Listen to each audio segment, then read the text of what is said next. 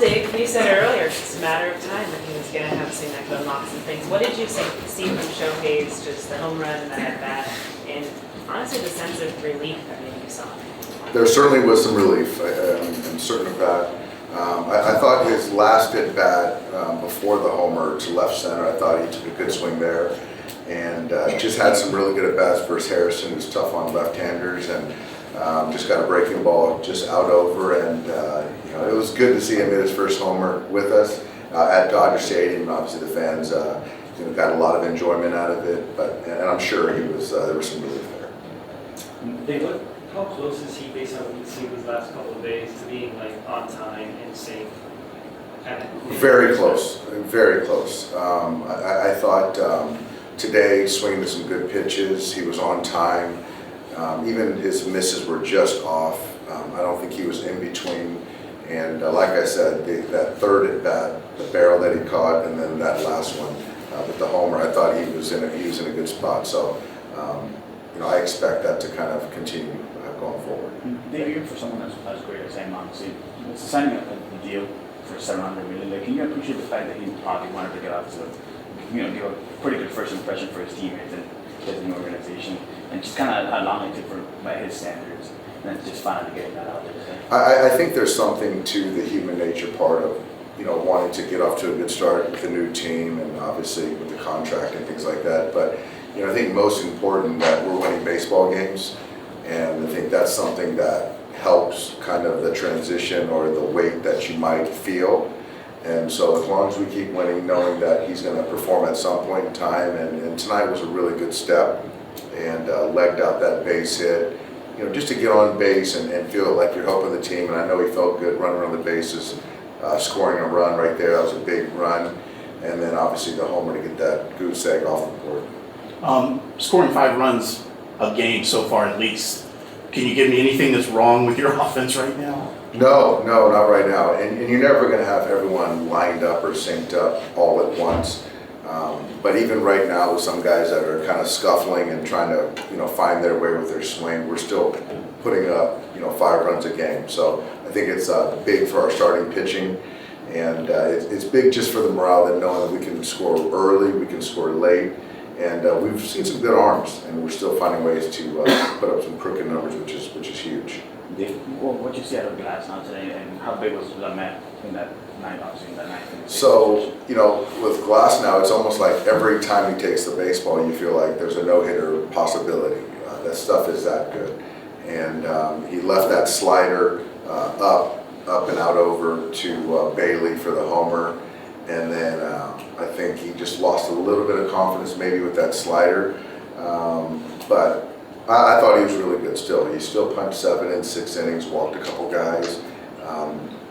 I thought we were going to get up through the 7th inning, but it just seemed like it just wasn't as sharp in that 6th inning, and it was fortunate that we had some guys capable, and I wanted to run Joe out there.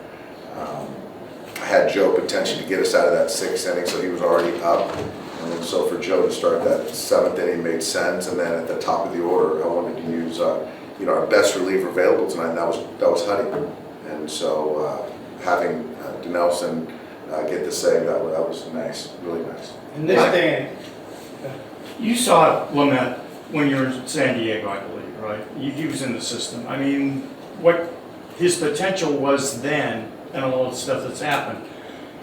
Looking at him now, how do you compare what the potential was to what you're seeing now? Well, when we saw him in San Diego, it was 95 to 97. It was a deadly slider, and if you're right-handed, you're out. And so the velocity started to tick up a little bit. I think the thing with Denelson is you just got to continue to throw strikes. And if you can throw strikes and fill the strike zone, and you saw what he did to Chapman, with that 3-2 breaking ball. So when he clips it, it's a really good breaking ball. when you look at the game today, there aren't very many starting pitchers that are asked to go 3 times through an order. You at least started Tyler on the 3rd time in each of the starts. What makes him a guy that can do that? I just think that the way that our rotation is set up with extra days, we're gonna do this with a lot of our guys, and that's kind of something that we're committed to.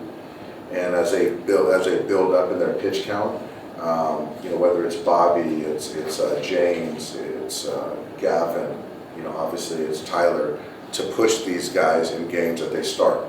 And so they're going to have to go, 23, 24 hitters, is my expectation every time they take them out. Dan, you've seen now, right in the first couple of weeks of the season, Ohtani deal with that situation with the interpreter, him getting off to kind of this formless start. What have you learned about him? Do you think you know what, you just never know about a person until they go through some adversity, whether on the field, in this case off the field. And I've learned that he doesn't, he's unflappable. He really is. And I know that, the first 9 games, it might not be your 10 games, whatever it is, the production that we all expect and we know it's going to happen. But as far as his demeanor, the way he comes in every day, he does a good job sort of separating the work from the other stuff. So you never saw him attack a bat rack and scream in the... No, or say, I got shot over anything. Not yet. So you didn't see anything with the interpreter situation weigh on him at all, affect him? No, and he's either, just kind of continuing to kind of separate it, or he's got a good poker face. And so I'm not sure which one is it. Which one do you think it is? I think a little, maybe it's like most things, it's probably somewhere in between.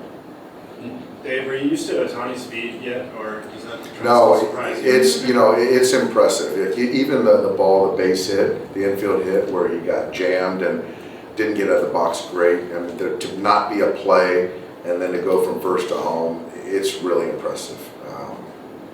He covers a lot of ground pretty quickly. When was the last time you saw a baseball player that big run that fast? Different body types.